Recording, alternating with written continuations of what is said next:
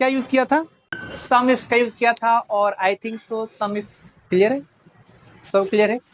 अच्छा, आज हम फिर से सेम जो पहले हम लोग पढ़ चुके हैं उस पे एक छोटा सा प्रोजेक्ट हम लोगों ने किया है और आई थिंक सो ये सारी चीजें आप लोगों को क्लियर होंगी, राइट सर? क्योंकि हम लोगों ने इससे पहले डीए, एचआरए, पीएफ का बात कर रखा है। डीए, एचआरए और पीएफ क्या होता है? सबसे पहले हम लोग डेटा को समझ लेते हैं। डेटा हमारे पास क्या है सर? कुछ नेम है, एज है और उनके सैलरी है सर। अच्छा, सैलरी में कुछ कमी लग रही है सर आप लोग? मतलब सैलरी जो है बेसिक वो ठीक ठाक है या फिर कम है? कम है। चलिए, ये प्रॉब्लम है सर। देखो, एक छोटा सा सर वाक्य बता दूं सर। सर हमारा देश जो 200 साल गुलाम रहा, 800 साल मुगलों ने इस पे शासन करा और 200 साल ब्रिटिश ने, ईस्ट इंडिया कंपनी ने शासन करा। इसका सबसे बड़ा रीजन जानते हो क्या है? हमारी थिंकिंग।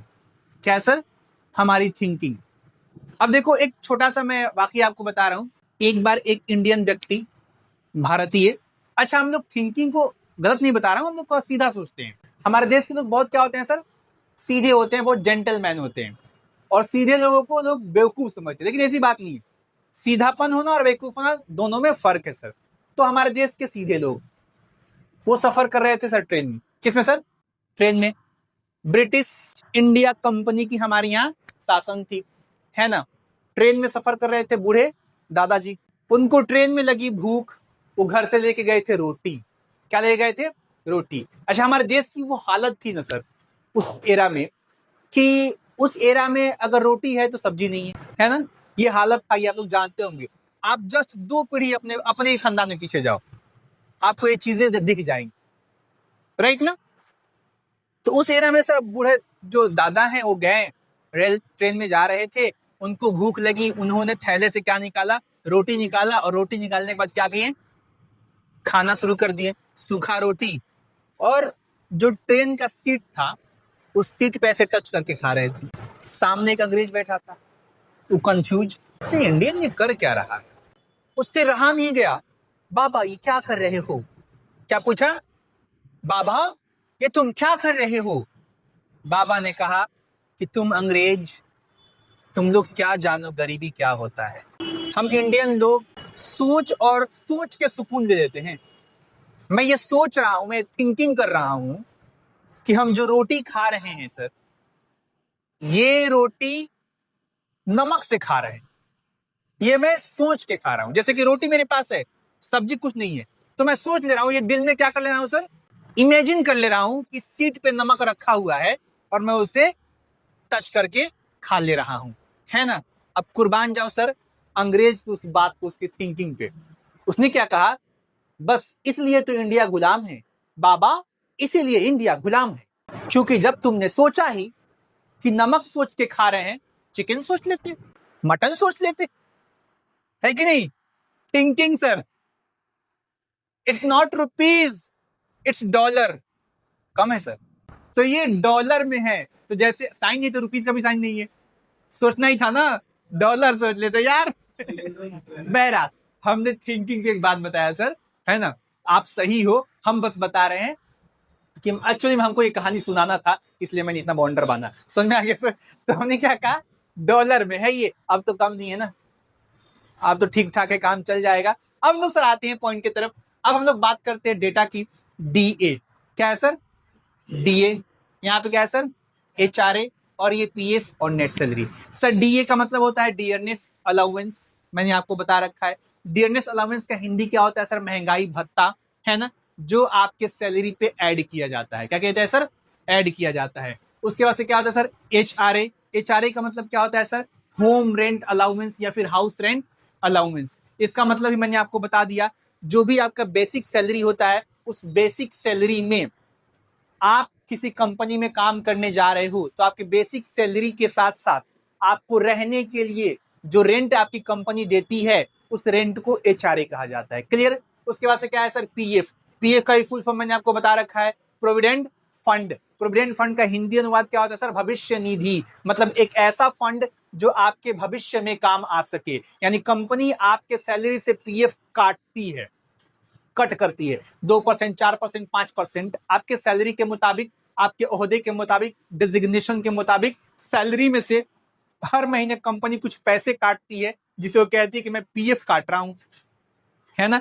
अब पीएफ प्रोविडेंट फंड जो आपके फ्यूचर में काम आता है, या तो रिटायरमेंट के वक्त मिलता है, या फिर बीच में भी आप उसे पीएफ क्लेम करके उठा सकते हो, या फिर आपके साथ कोई कोइंसिडेंस होता है कंपनी वगैरह में, तो कंपनी आपको क्या करती है, उसी पैसे से आपका हेल्प करती है। Is it clear? तो ये पीएफ आपके सैलरी से कटता है, आप कभी इसको उठा सकते हो बीच में, या फिर आप अपने रिटायरमेंट के वक्त कंपनी उसका इंटरेस्ट जोड़ के आपको देती है। Is it clear?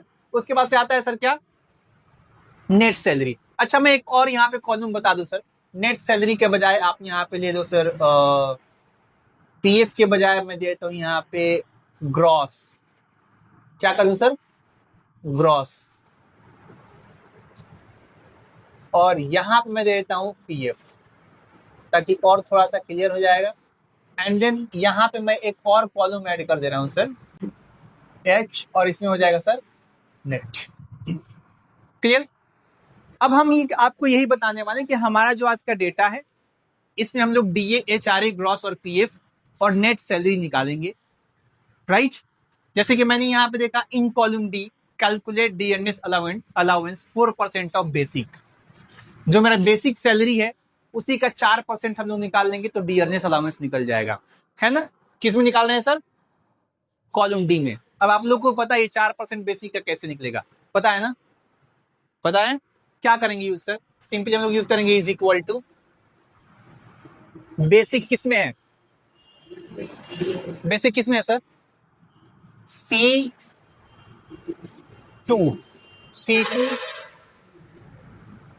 है ना, C2 है ना सर। C2 इंटू कितना परसेंट, कितना percent sir? 4%।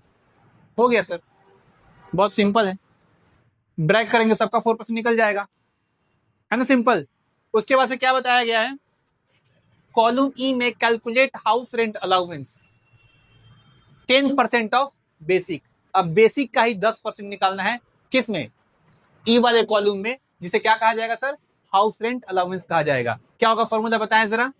Is equal to C2 into HRA निकालना है।